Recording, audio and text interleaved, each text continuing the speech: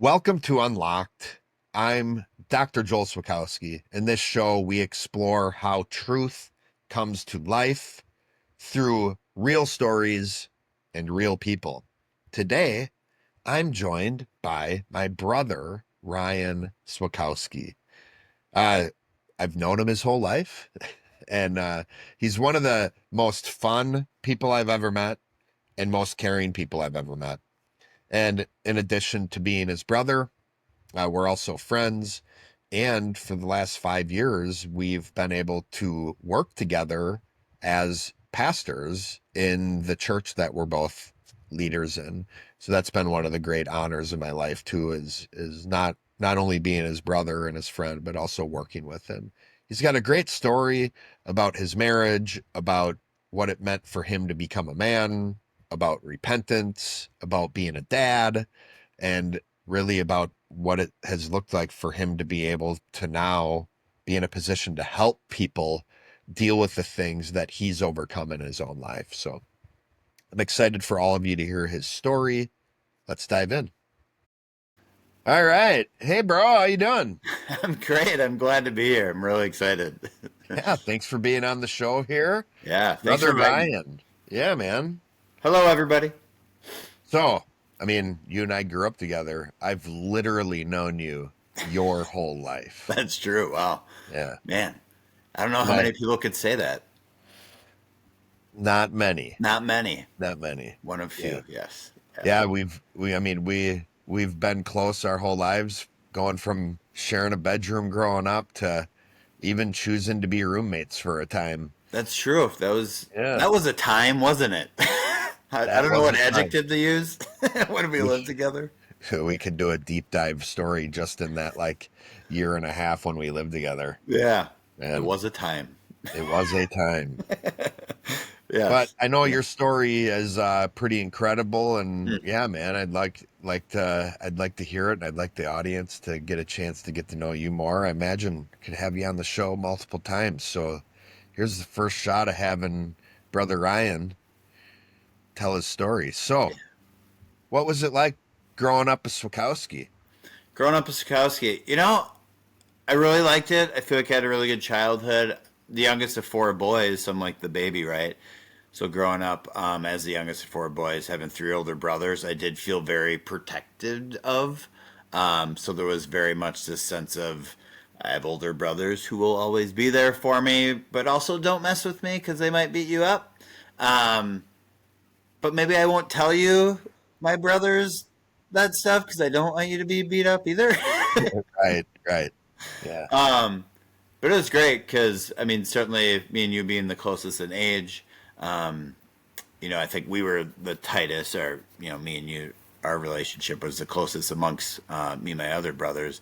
And we have similar interests, sports, movies, things like that. So, I think our arc together as brothers, we're certainly brothers, but became friends as life went on. But yeah. and over the years, certainly developed more closer relationships with my older brothers too. So, but growing up, I feel like I had a really fun childhood, and yeah, pretty easy, I guess you could say. Not a lot of trauma or anything like that, but just played a lot of sports, hung out, pretty social, and I'm pretty goofy, so I just like to have a good time. So, yeah. Yeah, I've been telling you, we have some friends over the last couple of years that live over in the UK, and I try to describe to them what where we live is like, and it is very much like picturesque Yeah. America, suburbia. Yeah. Yeah, like we're blessed to grow up in middle America in the Midwest. You Yeah. know, I mean, it's like really cliche, but I literally remember in high school leaving my keys in my car on the road unlocked. Like, for real. I mean, it didn't have to wasn't worry even about honestly, it wasn't even until probably the last 10 or 20 years it. that Yeah, we started even locking our house before we sure. leave. Yeah. So I yeah, also, that's yeah. where we live, man. I also wonder if it was maybe the state of what cars I owned as a teenager too. Maybe that was it. They weren't the People best. would look at the cars you owned and they Or wouldn't care if the keys were in it, they'd no, still leave it there. they Yeah. were. Maybe they Yeah. just felt bad and, Yeah. They'd feel bad and clean it out for They you. clean it out and Yeah. gas it up for me, maybe. So, The criminals who are yeah. trying to steal from you instead go and fill your tank up and Like, clean your oh, car look at out. this guy. Man, Man, I'm not stealing from him. all Yeah. those McDonald's wrappers in there. There's a lot going on in there. Yeah. That's Yeah, funny. nice. Nice. Well, now you and we're pastors together. Yes, we are. So there's quite a journey from growing up in middle America with each other and, you know, what could be like Hoosierville, Wisconsin, Yeah. right? Yeah. To being pastors of a church together. Yeah. Paint the picture. What was it like going from when, being kids to where we are today? Yeah. So, man, so certainly as a kid, for me, yeah, again, very social. I played a lot of sports. I'm blessed to have a really good big friend group. So I had that kind of community growing up of friends and sports teams and things like that, which was amazing.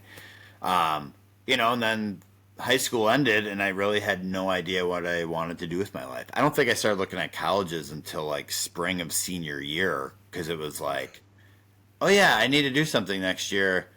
Oh yeah, college is what you do next, College is apparently. next. Yeah. Yeah, that's the next. All my friends are going to it, so um, I ended up getting accepted to a college, and my goal at college was to play basketball. There's a Division III school here in Wisconsin, so I was blessed to be able to have that opportunity. But man, once I hit the summer after my senior year, I was not focused on my diet and exercise to perform on the basketball court. That was the time for me to indulge in all the things that I've wanted to indulge in, like drinking and doing drugs and things like that.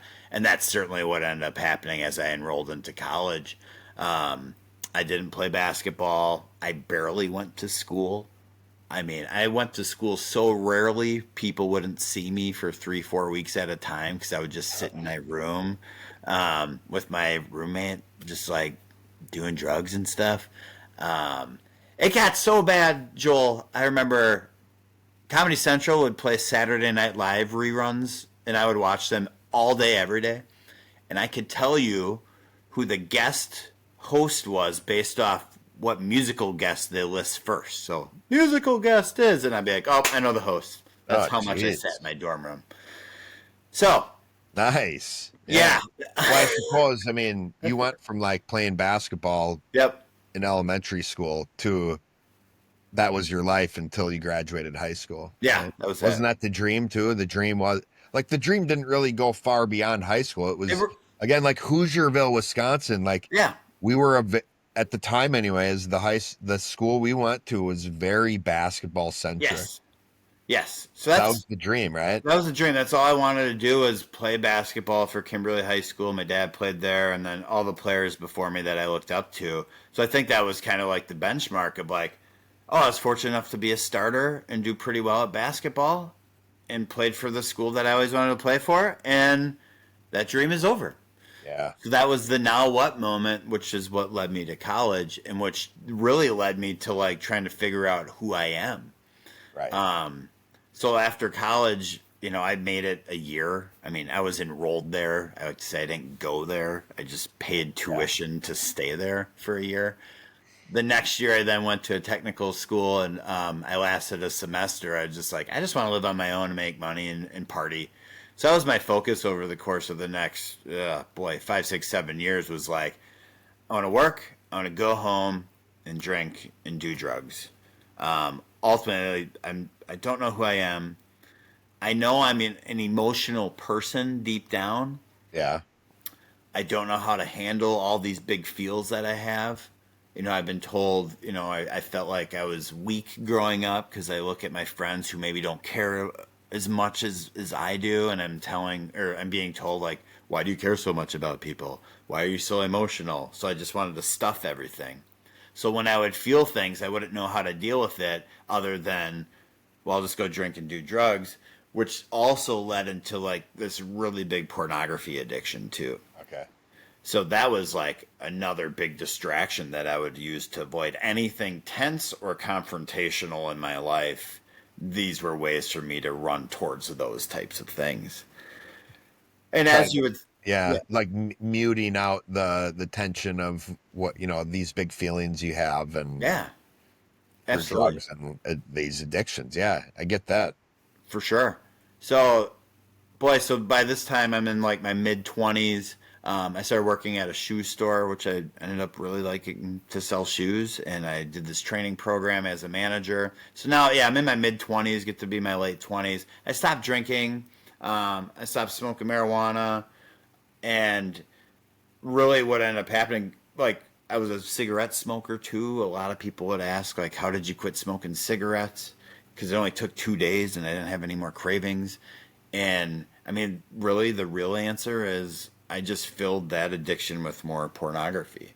Yeah, But what I was doing was really rationalizing that, my life is good. I'm not doing these drugs anymore like maybe some of the people in my past, my friend group who've fallen into drugs. I'm not doing that anymore. So I'm pretty good. It's like, I'm not killing anybody. rationalizing away. I'm not smoking Yeah. cigs and smoking marijuana anymore, but I'm smoking porn. Yeah, pretty much. So, and I'll tell you when people Great. get that real answer, hey, how did you quit smoking cigarettes so easy? And I say, oh, I just watch more pornography. Diet and exercise. No, Oh, more, no. Oh, that more kind of derails pornography. the Yeah, conversation sometimes when I yeah, put it that way. right. Um, but yeah, so like that started to ramp up, and at one point I'm about 27 years old. I'm living in Minnesota. I'm running a shoe store out there. I'm pretty lonely. I'm dealing with depression. Um, Again, just avoiding anything that's tense or confrontational. I'm just trying to find whatever's going to make me feel good the quickest. And at this time, I ended up meeting Heather, my wife. Yeah. I was 27. She was 20 when we met. She worked across the hallway in the mall from me, and I saw her and started hitting on her, and she would not give me the time of day. Um, Yeah, you told the story recently. It was yeah, love at first sight yes, for for me. you. Yeah, for you. No, And she she, was in the room, and she's like, "Mm-hmm, yeah. yeah, yeah." It took 3 months for her to say yes for a date to go out on a date with me, and I remember she was a fellow cigarette smoker. So we would go out there on a cig break, and she would just sit there and smoke intensely like that. And I'm trying to, riz her up, as the kids say nowadays. She was Yeah. not having it at all. She did not care about No. just about anything I was saying. But she finally decided to go out on a date with me, and now, if you ask her now, thankfully she does say after our first date she knew she wanted to be with me, which is really great. Now, I'm a dumb guy, so did I want to marry her after our first date? No, I'm like really insecure and I'm used to just pushing women away, right? It's like, again, I don't know who I am. Once I start to get close to a woman, I'm just gonna push them to the side because I'm too much of a wuss to take a big emotional risk with Yeah. a woman, really, right? Yep. But there was something about her that it just drew me to her, and I think we're so different from each other. Like, for the people who know Heather and know me, I mean, we are very much opposites. So it was kind of odd. I remember at one point I did push her away, and I broke up with her, and my reasoning was like, well, we really don't have anything in common. And it's like, no, and truthfully, we really don't. Like, our common interests do not line up. But there was something in my brain that's like, yeah, but there's this attraction to her, and I couldn't put it to words then. Yeah. I know now it's like she's so different from me, I'm so different from her. We need each other so much to live life together. And we didn't learn that till later, but there was this draw that I had, and I remember I broke up with her 2 times through our dating. And I remember the one time I said the same thing. She's like, "So why are we breaking up?" I'm like, "Well, but yeah, we still have everything in common. I'm just trying to make something up. I have no idea." And she goes, "No, we're not. Like that's bull. Like I'm not letting you break up with me." And For even that our dumb of a reason. yeah, and even mom, I remember talking to mom about it. She's like, "Ryan, you're just sabotaging this relationship. Like, what are you doing?" But yeah, I was scared. So my relationship with her, it was good to some degree. We honestly didn't fight a whole lot. So what happened was I lived in Minnesota. That's where I met her. I ended up getting promoted to run a shoe store in Michigan. So we were away for about a year from each other while she finished up school. And during that year, I think 9 months, we were separated from each other. We only saw each other a couple times in that time. I cheated on her with multiple women while I lived in Michigan. So when she finally graduated, she moved to Michigan, and I had this guilt of carrying, this cheating that I had, and it weighed on me so much. I didn't want to tell her about it, and I mean, carrying that guilt made me look older than I do now. Like, again, I'm still depressed. I got bags under my eyes. Now I'm carrying the guilt of cheating. I don't know how to handle this. Other than this, here's how I did handle it. I'm like, how can I feel better about the guilt I have about cheating? I'm going to ask her to marry me. That'll fix everything, right? Perfect, It's yeah. funny. A lot of people think that. Things Totally. aren't going well in my relationship. How will we fix it? Let's get married. Let's get married. So, and you know what? It fixed it for like 2 weeks. I felt really, really good about it. I Yeah. proposed. She said yes. She moved to Michigan, right? And now over the course of the next few years, we're planning a wedding. We're kind of alone out there in Michigan. We don't know anybody other than each other. So we're planning a wedding. And I'm realizing how different we are from each other through this experience of planning a wedding. I guess, a cliche guy. I'm not very interested in, like, how the wedding looks. I just want to have a good time. So that process was pretty miserable, and I was not very nice to Heather. And again, a lot of this had to do with the guilt that I'm carrying. When we're going shopping for wedding things or just everyday stuff, all I'm doing is just looking over my shoulder, afraid I'm gonna like run into one of the ladies that I cheated with. So there's this constant like fear that I'm gonna get caught. So of course, that has this like kind of we're emotionally separated from each other. Yeah. I'm massively depressed. So we ended up getting married. The wedding day was great. It was a really fun day. Joel, you were there. You did a great best man speech. That was really fun. Beautiful day, beautiful venue. So the day itself, I have a really good emotion too. Yeah. And then we went on our honeymoon, and 9 months and one day after our honeymoon, or after our wedding day, we had our first child, Layla. Yes. So we were excited. We were scared. We didn't know how to communicate with each other at all. I'm still feeling the guilt and all that. Nothing's changed there. Now I have a kid on the way. What happened is we did decide, hey, let's move back to Wisconsin. Heather loved where I grew up. She really loved the Fox Valley, the Green Bay area. Oh, and she just hit it off with the family Hit immediately. it off with the family. Her and our mom got along great. So Yeah. she just like, she had said early on, this is where I want to be. And I'm like, because I love where I grew up, so it was an easy Right. call. So we moved back when Heather was 8 months pregnant. And we had Layla. Layla was healthy, was excellent. But now we're, two unhealthy people who don't know how to communicate, who have a child. Yeah. So, we're starting to dip our toe in church. We're going to a church, not the church that we're pastors of. We're going to a different one. And we don't really know what to do, but it feels good to go to church. So our marriage is still on the rocks. So how do we fix this? Yeah. I know how. Let's have another kid. So Right? we decided to have another kid. You can't just get married again. You could have renewed your vows. but That's hey, true. That would have been, easier probably. another way to fix the marriage. Let's have Yeah. another baby. Yeah, that would have been less, or that's more fun though to have another baby. Oh. Yeah. Yeah. the So yeah, that was our plan. So so at this time Layla's 2, Rosie's on the way, and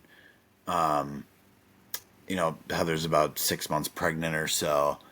And I remember at this time, like, I'm still dealing with some pornography issues as well as the depression, and I'm still haven't confessed my wrongs to Heather about cheating on her. So it was just not a fun time in life. And I remember at this time in my life, I I'd go work out. I'd go for walks and runs in the neighborhood. And on these walks, what I would do is I'd literally look up to the sky and talk to God. And I'd say, God, I am miserable. I want you to break me down. Break me down. My life sucks so bad. I don't know what to do. But I would say this for months on end, right? Waiting for him to do something, right? Like, take away my depression. Take away my depression, right? Yeah. Yeah, I'm not the cause of it, right? Yeah. Not Right. my behavior or anything, right? So just take it away from me.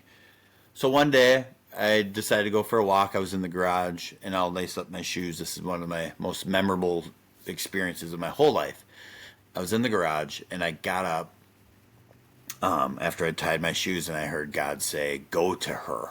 I like this is one of the first times I can remember God like at me hearing God. I feel like he spoke to me a lot, but this is the first time I feel like I could hear him. And he said, "Go to her," meaning like confess to her. So I got up. And it was almost like it was like slow motion. And you thought, let's have another Let's kid. have a third kid. Yeah. And renew our vows. Yeah. All at once. Okay. So I walk over to the bedroom. She's with Layla in there. And I just walked in and I just was very matter of fact. I said, "Honey," I go, when I lived in Michigan and you were away, I cheated on you with multiple women and that was wrong.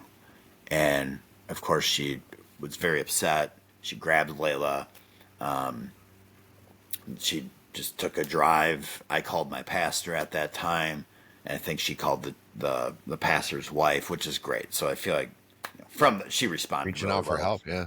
Yeah, so it was really cool. But what was really neat was that burden was now lifted, confessing, and in that moment, it seemed really easy. So this is why I feel it was from God or God's grace. I didn't know this then, but God's grace flowing through me. It's like the hardest thing I ever had to do up to that point was confessing this, but in the moment, it felt really easy and it felt really good.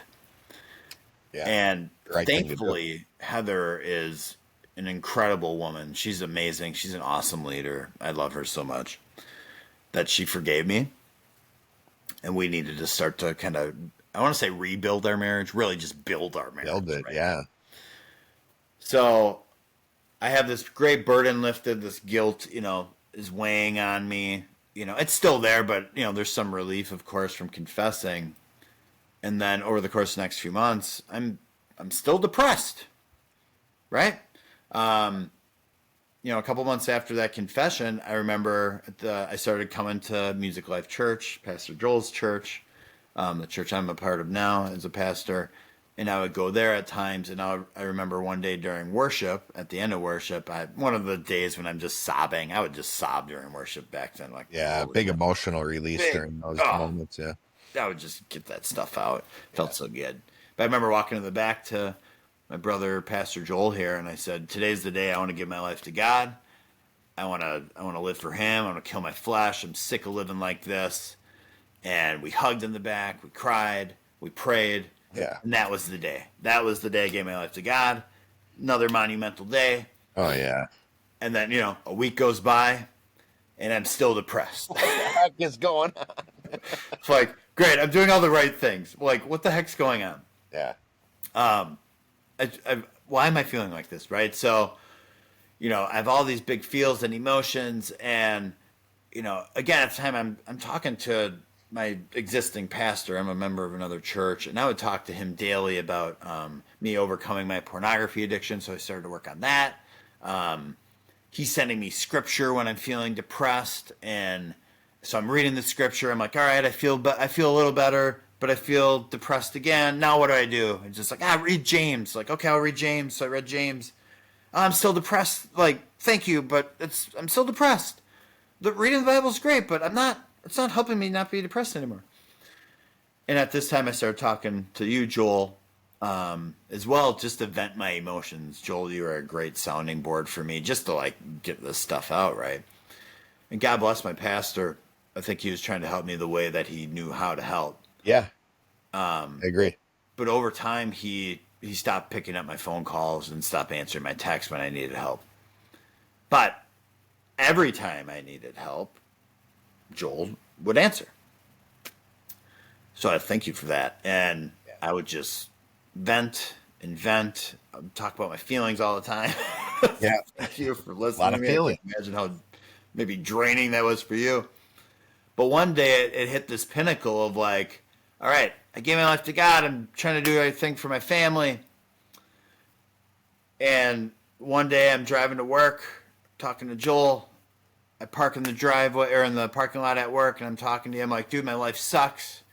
I don't know what to do about my depression. And Joel just frankly just says, he goes, why do you talk to me? And I said, because I want your help. And I'll never forget what he said. He said, then do restoration. Yeah. And that's the program that we offer through Music Life Church Kimberly. You know, it's amongst other things, you learn how to deal with the stresses in your lives, Right. any distractions. Really, that avoids us from, hearing from God, really. But within that, you learn who God created you to be. You know, not just Ryan, the dad, or the shoe salesman, or the husband. Like who I am at my core. And that Right. was a massive game changer as far as like knowing who I am, regardless of my job or role that I have. I know who God created me to be. So I did restoration. Joel, you were my coach, which Another was nice time, that right? was yeah, we just one on one time. But it was also not only were you helping me through this process, Joel. It was a great time to bond with my brother, who again I always felt like you were there for me, even though we lived apart. I knew I could always count on you, but now I was actually counting on you and trying to lean into the advice that you had and the coaching of God's truth done in a right and just way where it's like, now I know how to apply these things in my life. And I'll never forget the day after my first restoration lesson, I called you up and I said, today is the first day I haven't felt depressed in years. Yeah, it gives me chills still. That's just amazing. It was The right incredible. information applied in the right way. It doesn't, God's information works when it's used the right way. Absolutely, absolutely. And then there's 11 lessons, right? So you learn a lot of different tools, but a couple of them stand out. But one of them certainly is understanding who I am. So now I'm learning that I have words to who I am. I'm a compassion server. I'm Right. somebody who feels the feelings of other people. And when I walk into a room, I can kind of vibe how it's going. When Heather's having a rough day, I can vibe her sadness. I feel it with her, right? So now I had words to these things, and it just built my self esteem. It's like, oh, why do I feel this way? Oh, I know why I feel this way because God created me this way to feel things with people to help them grow. Right. And the day I learned who I was as a compassion server, we did a morning lesson. I had to go to work that day, and I'll never forget. It was like I walked into work that day and like busted the doors open and just like, "What up, everybody? New man in town, compassion server. Yeah. I know who I am. All you guys should know who you are too." Right. Right. Which I hope people do. I probably had a little more tuned to it, but that was great. And since then, it's like I got the help that I needed. Heather saw the growth in me, so all of a sudden she's like, "Wow, Ryan's really changing. I want that too." Which that goes to show, like, again, how excellent she is. Because that's one of the things, when, especially when you're married, Yeah, but in general, when somebody grows, when they're changing, when they're being transformed, it causes stress on everybody around them. Right? yeah, Because I'm changing. The dynamic between me and everybody in my life is changing. And that causes stress. yep. And a lot of times people don't like that feeling. No, And but we also know the excellent people see that, and instead of running from it, they see maybe there's something there that I need too. totally. And Heather's like she's the example of what I say is like, this is what we hope happens with people who go through restoration, is the people in their life look and be like what's going on with Ryan?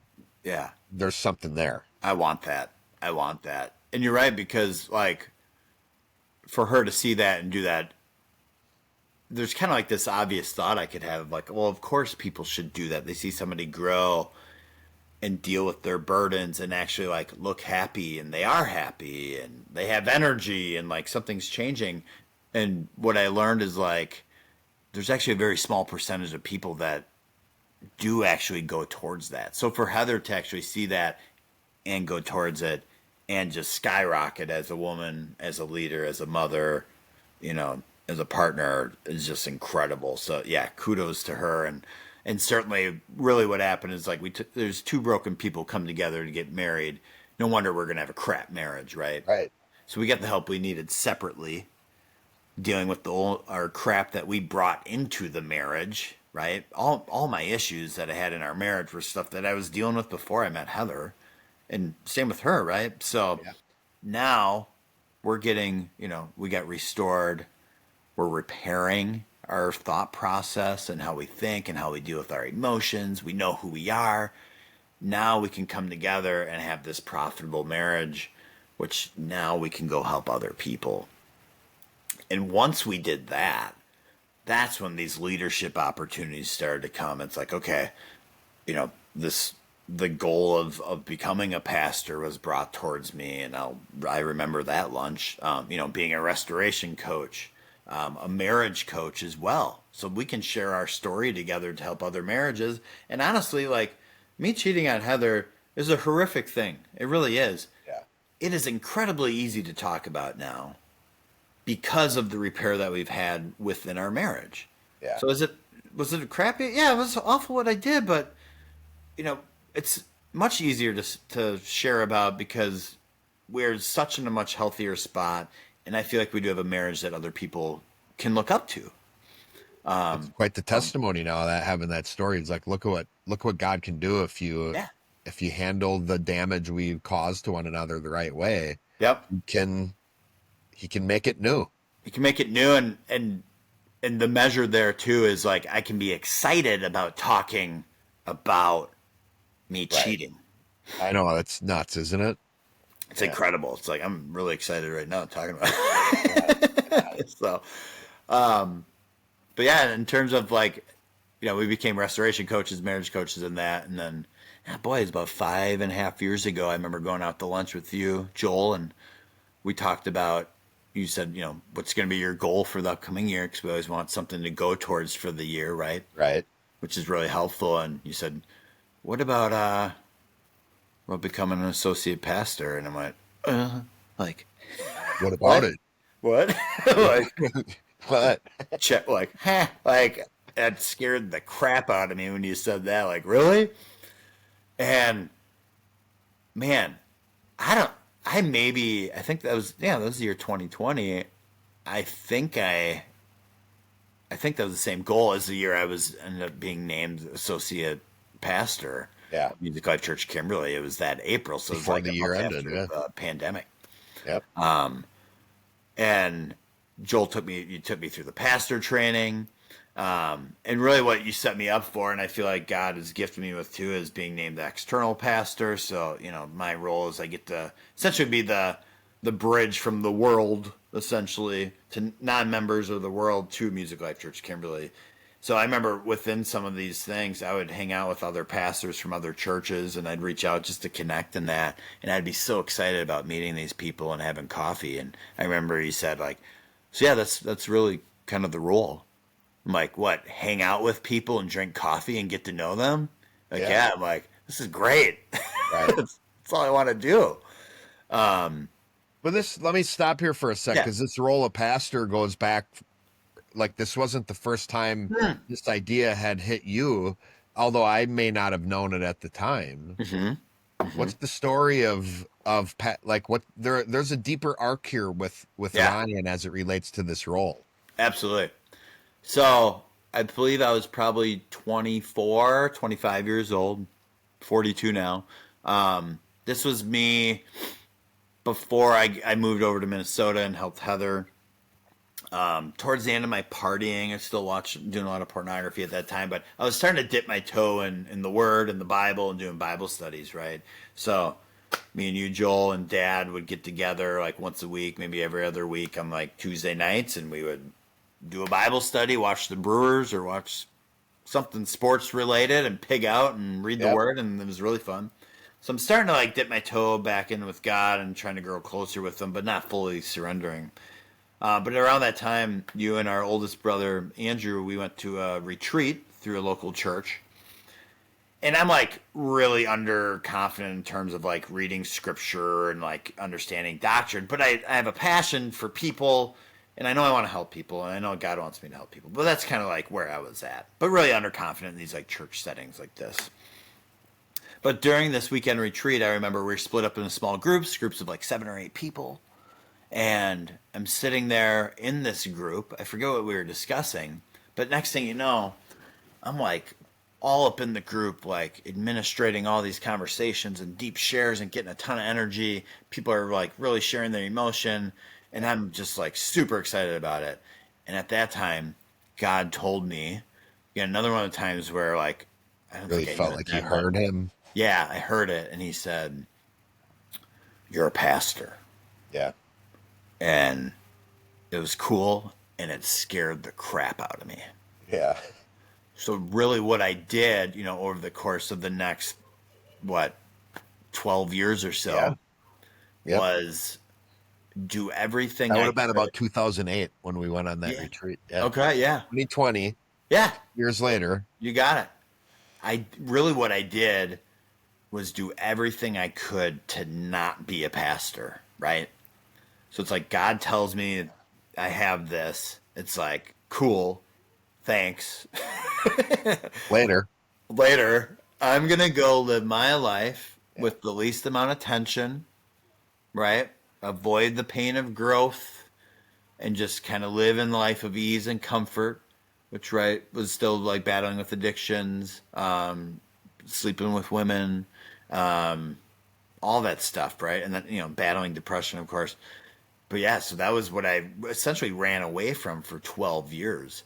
So when you brought that back up, early 2020, that was the like, oh man moment. God redeeming the time. This is it. Yeah. But Like is that also maybe why it was a little scary? for sure. For sure. It's like, 'Cause it oh, felt like, uh, yeah, yeah, this is something he wanted me to do a long time ago. And now this is it. But now I'm equipped to do it. Holy crap, I'm equipped to do it was kind of the feeling because it's such a major responsibility. right. It's like there are certain tasks certainly that pastors have, um, but ultimately it's like caring for the sheep and hearing from God for the sheep. It's right, like kind of It's a big super deal. big picture, but that is a massive responsibility. Yeah. So all of a sudden, like, Which usually it's funny. Usually the people who have a heart for people who yeah, really do, like you, yeah, understand the gravity of the responsibility more than people who don't. Where you totally, think like the people who are the most gifted for it tend to be the ones who feel that responsibility the yeah, most. for sure, for sure. So yeah, I mean, honestly, and then once I was named it, I remember you naming me as the external associate pastor, and you explained why, like what the role looks like, because now there's two associates. We used to just have the one, Right. Jonathan, and I remember you explained it in front of the whole church, and I just like sobbed the whole time. I'm just like bawling, and Like after, so settling. oh, it's so settling. I'm just like, Uh, just like, yeah, that's amazing. then after service, you said, "So, what you think of the presentation of you being a pastor?" I'm like, I didn't really hear any of it. I was just Did you crying. type Like, it out? Can you yeah, send it to I'll me? have to look at it later. I was sobbing the whole time. So yeah, it's been great. It's like our arc, Joel. I would say with me and you tied to it. Being close as brothers, you going away to the Marines for a while, coming back, and we're roomies for a year or two. Um, back in the days, in the Dark time. days. Yep. Yeah.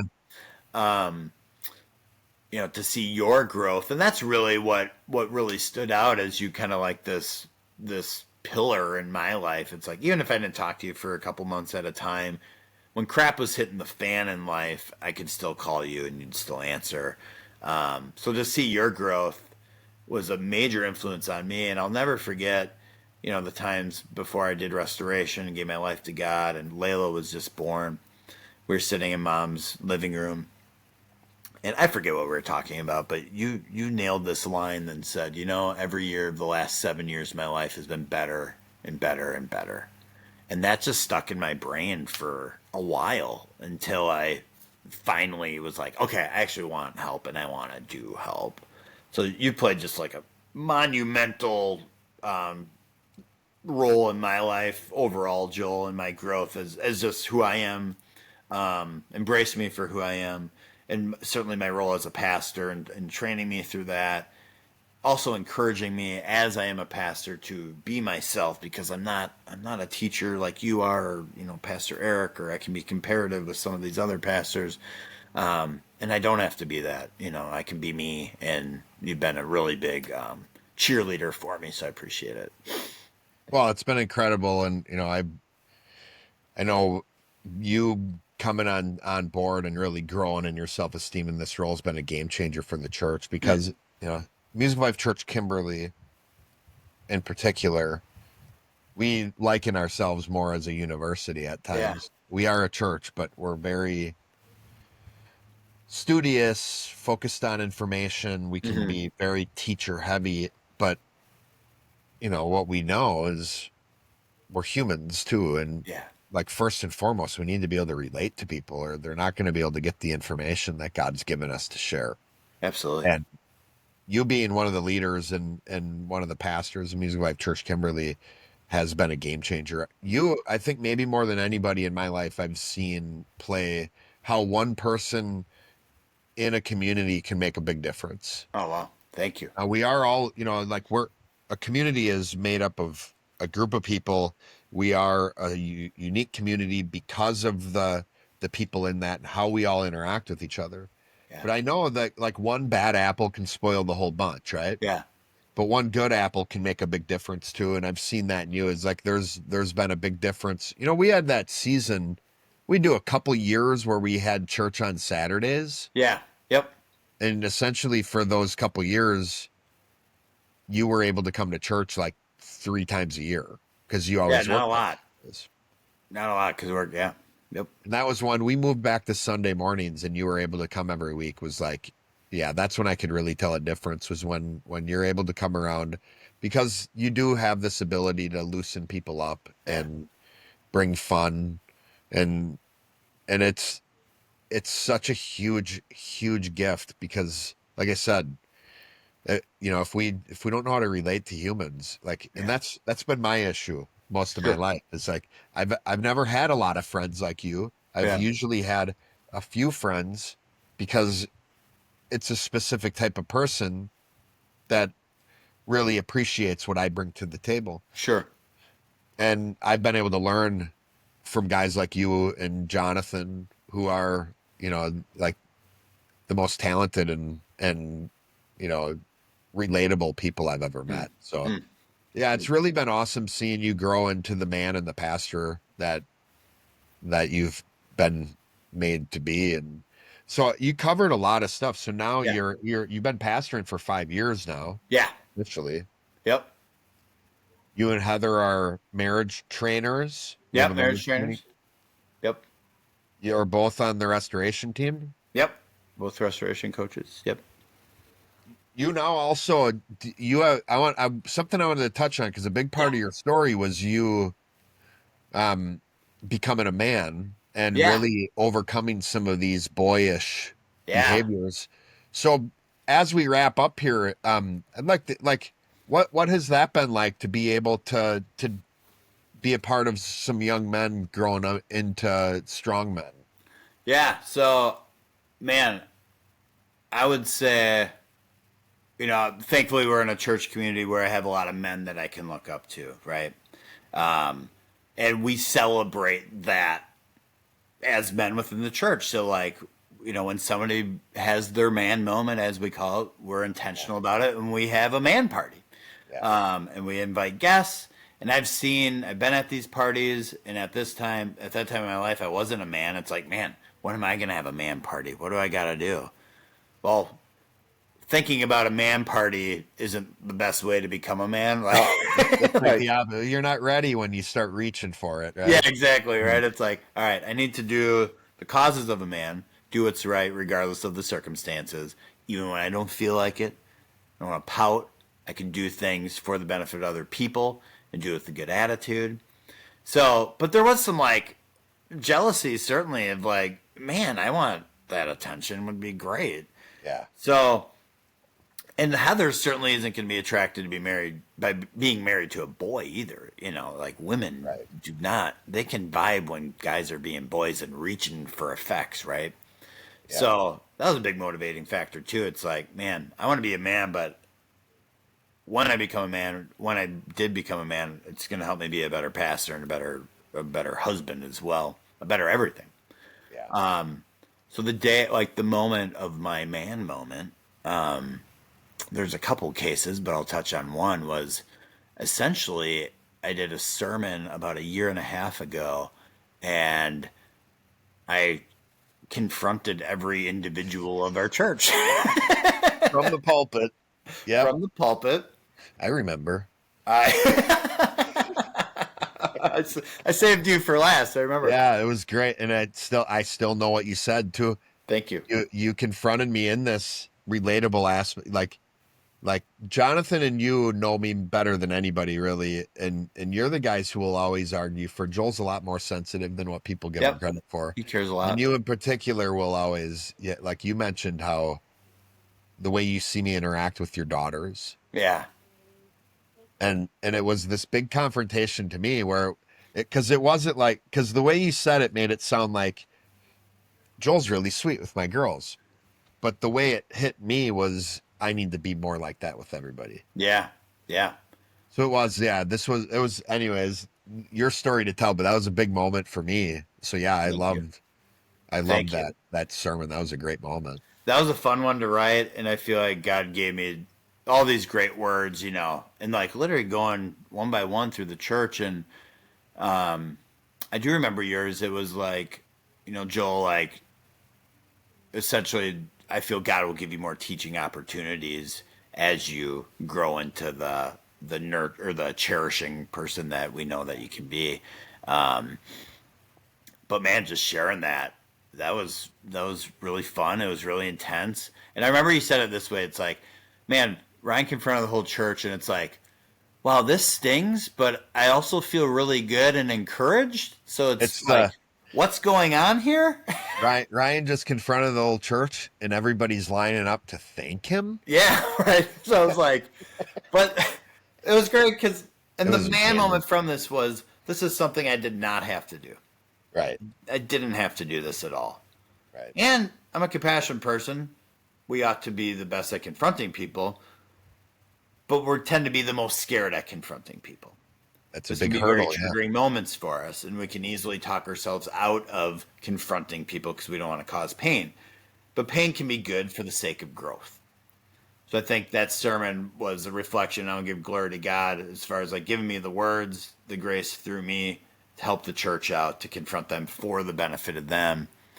And I think a lot of times when I hear the word confront, or maybe other people do too, it's like yell and be mad. It's like, no, this is just making people aware of what we're seeing for their benefit by his grace for a loving benefit. So That's it. It tends to be the more and more I appreciate confrontation, the more and more I see it as one of the purest forms of love totally. when it's done right. And I'll even say like the people I don't confront are the people I'm not loving. Yeah. Well said. Well said. That's I great. appreciate it, man. And it Yeah. has been great to see you be part of leading other groups of men Yeah. in getting their man moment now too, Yep. which that's kind of, you talk about like we all want our man moment. We want our man cake. We want to be celebrated. Yeah. The way there is not to throw yourself a party. It's to throw parties for other people, For other really. people. So yeah, I've been able to be a part and lead, I think currently 2 other man nights at this time. So we're just trying to build up more men and more leaders. So based off the people that help me, I have all these people I can look up to. And so yeah, it's been a cool ride that way. That's for sure.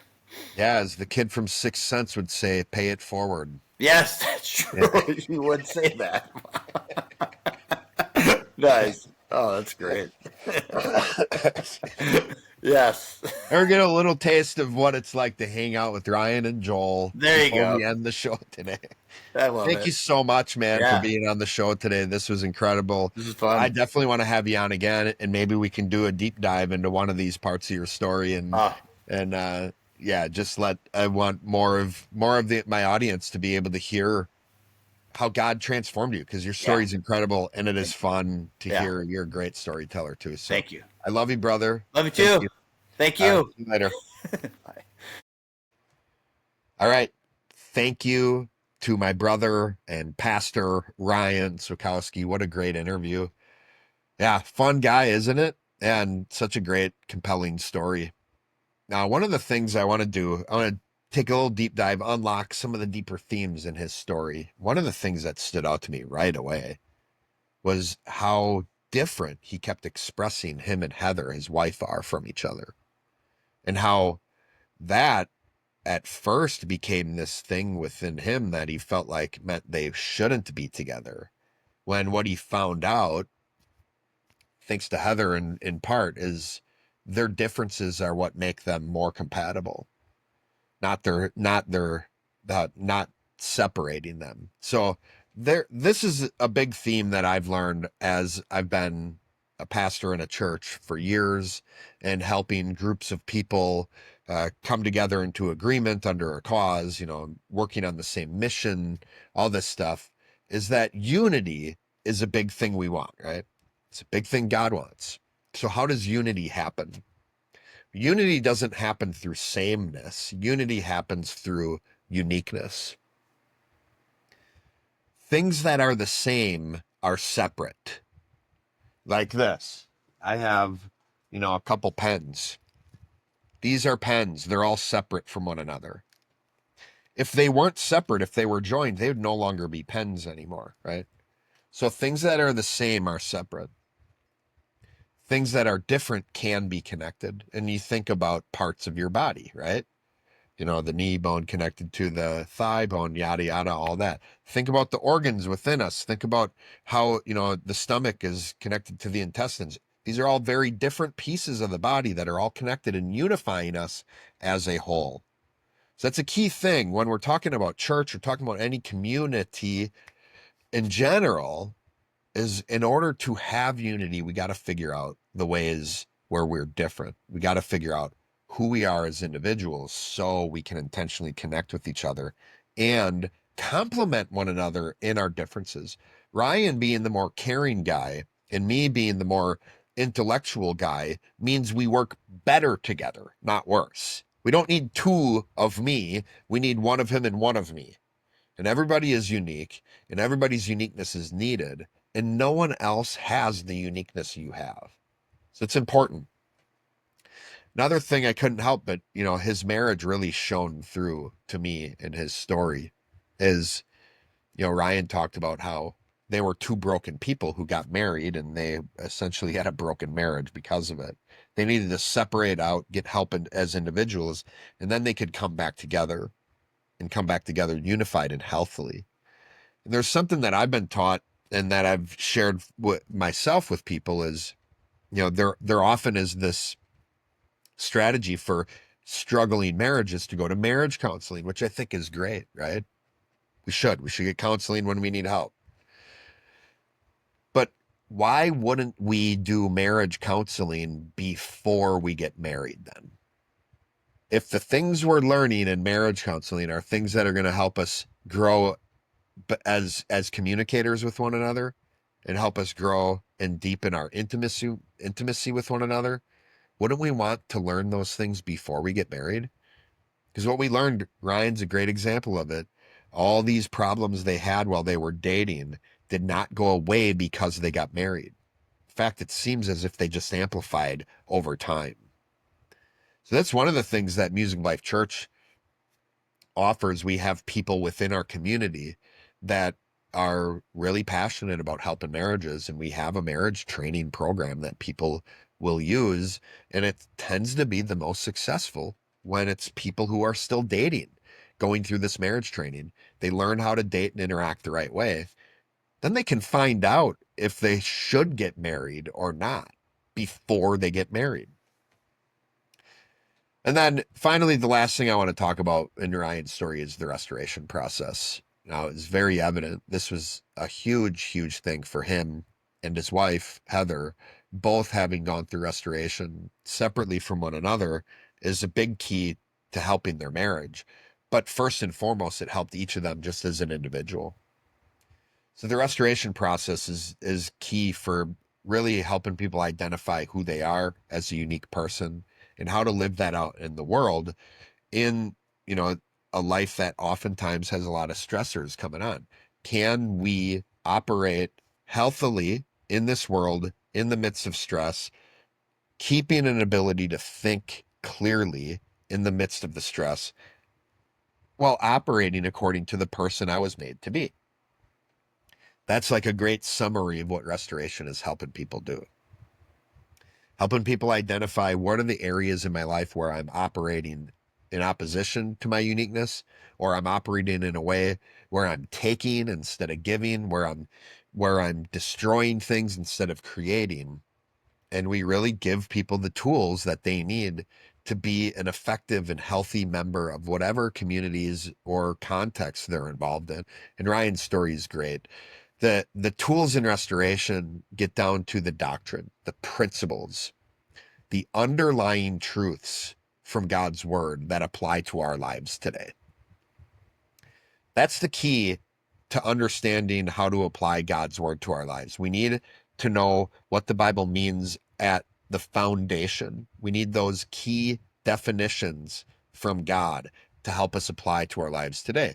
I can read stories about Noah building an ark, and if I don't know how to take Noah's life and get it down to the principles, his story means nothing to me.